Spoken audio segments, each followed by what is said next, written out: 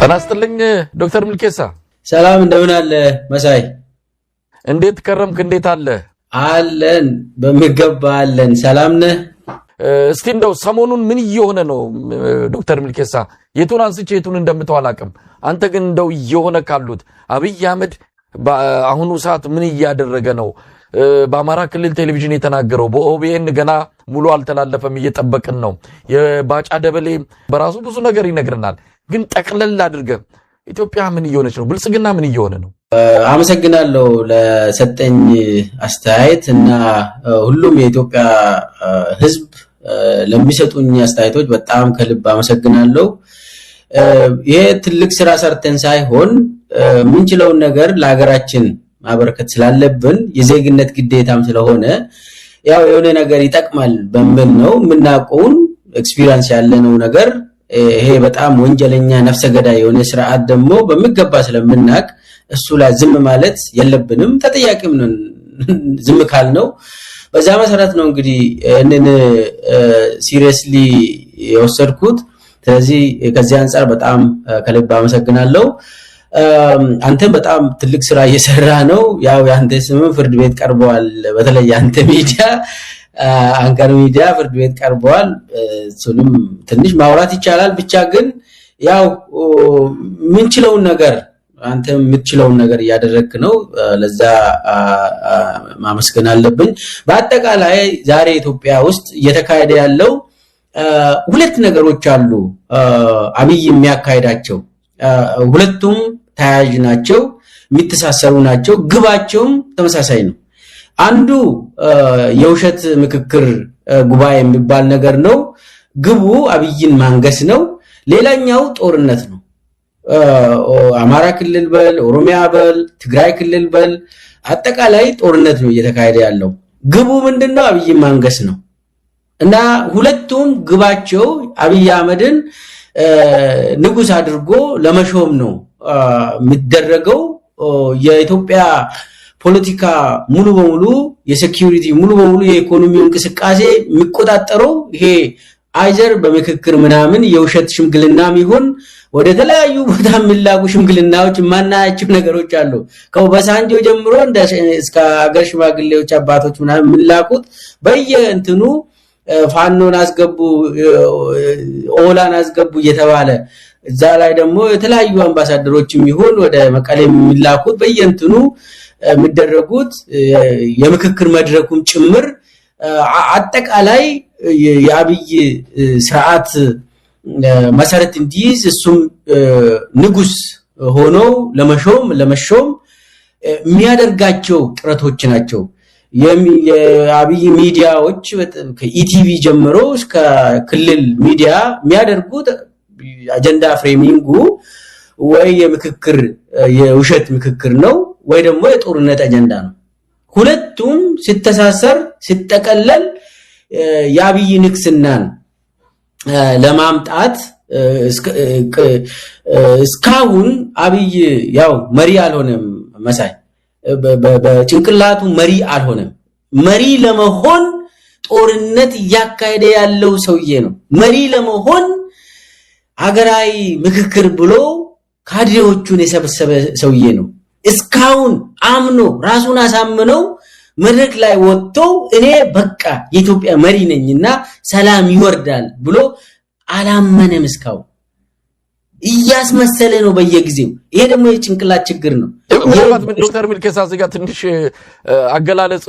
በደንብ ማብራሪያ የሚያስፈልገው ይመስለኛል እኛ መሪ አይደለም ብለናል መሪ እንዳልሆነ ከመጀመሪያው ቀን ጀምሮ ያስታውቃል ምንም በተግባርም ደግሞ ባለፉት 8 ዓመት ታይቷል ስለዚህ እሱም አላወቀም መሪ መሆኑን እስካሁን አላረጋገጠም ለጭንቅላቱ አላረጋገጠም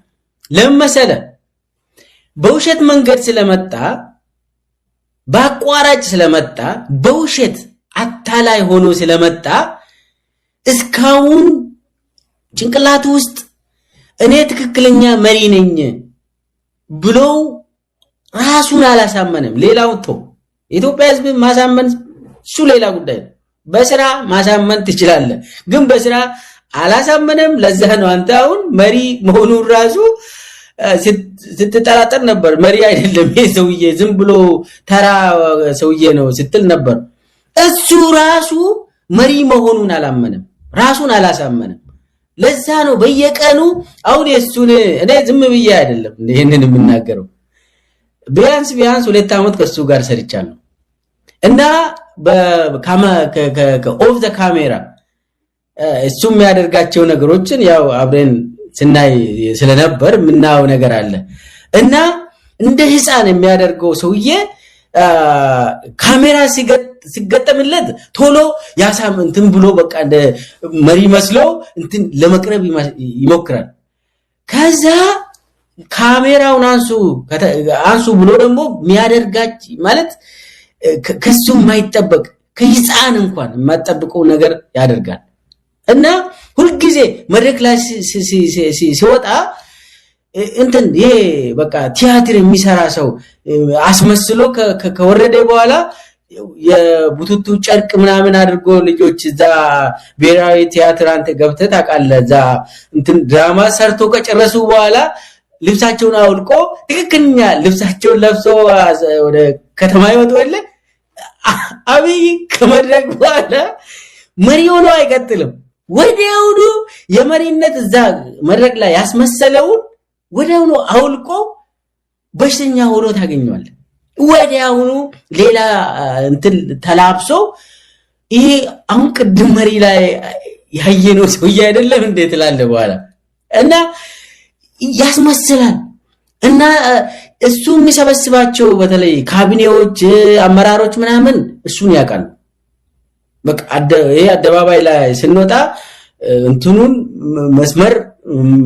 መጠበቅ አለብን ማስመሰል አለብን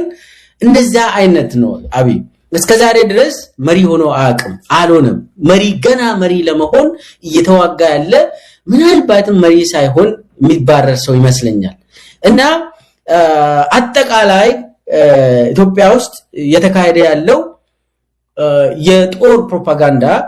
ጦርነት ነው ሌላም ምክክሩም የጦር ስልት ነው እዚህ ላይ መናገር የሚፈልገው አገራዊ ምክክር ተብሎ አብይ ያካሄደ ያለው መስፍን አርአያ ሬንጀር አልለበሰም እንጂ የጦር መሪ ነው ጦር እየመራ ነው የአብይን ጦር ይመራል አብይ ባስቀመጠለት ግብ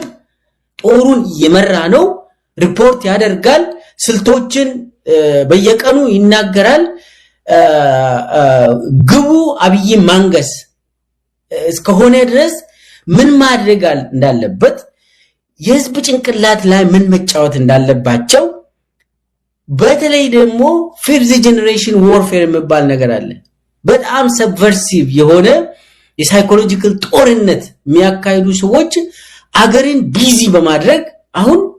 አገራዊ ምክክር አለ ተብሎ በቃ ቢዚ እንድትደረግ ያደርጋሉ ዞሮ ግን አብይ ንክስና ላይ የሚሰሩ ሰዎች ናቸው ስለዚህ ብርሃኑ ጁላ የሚመራው ጦርና መስፍን አርአያ የሚመራው በእጃዙር ጦር ነው እሱ ዞሮ ነጋሾች የማንገስ ስራ ነው የሚሰሩት የኢትዮጵያ ህዝብ አይዘር ጭንቅላታቸው ላይ ወይ ደግሞ በቀጥታ እየገደሉ እየወረሩ በከባድ መሳሪያ በድሮን በሚዲያ በመድረክ በይሄ በስብሰባ በጉባኤ ያሉ ምናምን ሁሉም የጦርነት አይነቶች ናቸው ስለዚህ ከላይ አብይ ቁጭ ብሎ ጦሩን ይመራል ከስር ደግሞ የተለያዩ ሰዎች የአብይን የተለያዩ ጦርነቶችን የኢትዮጵያ ህዝብ ላይ ያካሄዱ ነው አጠቃላይ የኢትዮጵያ ህዝብ ከሚዲያም እስከ መሬት ላይ እስከ ቀጥታ ጦር ሜዳ አጠቃላይ የኢትዮጵያ ህዝብ በጦር ነው እየተመራ ያለው ጦርነት ነው ኢትዮጵያ ውስጥ ያለ ግን ደግሞ ይሄ የአብይን ድክመትን የሚያሳይ ነው አብይ መጨረሻ ዘመኑን እያየ ነው እሱም በደንብ በትንትን አድርገን ማየት እንችላለን አጠቃላይ የአብይ ስትራቴጂ ነው ያወራሁት እንጂ የአብይ የአብይ አህመድ አገዛዝ ጥንካሬ ምን ይመስላል የሚለውን አላነሳውም። ድክመቱስ ምን ይመስላል የሚለውን አላነሳውም። ዶክተር ሚልኬሳ ወደዛ እንመጣለን በስፋት። እንደው ሰሞኑን አንተ ለህዝብ ካካፈልካቸው መረጃዎች አንዱ የአብይ አህመድን የጤንነት ሁኔታ የተመለከተ ነው። እውነት ለመናገር ዶክተር መሆን አይጠይቅም። በተለይ ከስነ አእምሮ ጋር ከሰውየው የአእምሮ ጤንነት ጋር በተያያዘ ባለሙያዎች ብዙ ነገር ሊናገሩ ይችላሉ። ነገር ግን ማንኛውም ተራው ማህበረሰብ ክፍል አብይ አህመድን ከሚናገረው ከሚያደርገው ከብዙ ነገሮች ተነስቶ ምን ያህል የአእምሮ ጤንነት ችግር እንዳለበት ይገልጻል። ከዛ ባለፈ ግን ሌላም የጤንነት ችግር እንዳለበት ሰሞኑን መረጃውን አካፍላል። እንደዚሁ ዝም ብለው የሰውነት ሁኔታውን አጠቃላይ ቁመናውን ሁሉን ነገር ተመልክተው ይሄ ሰው የጤነኛ አይደለም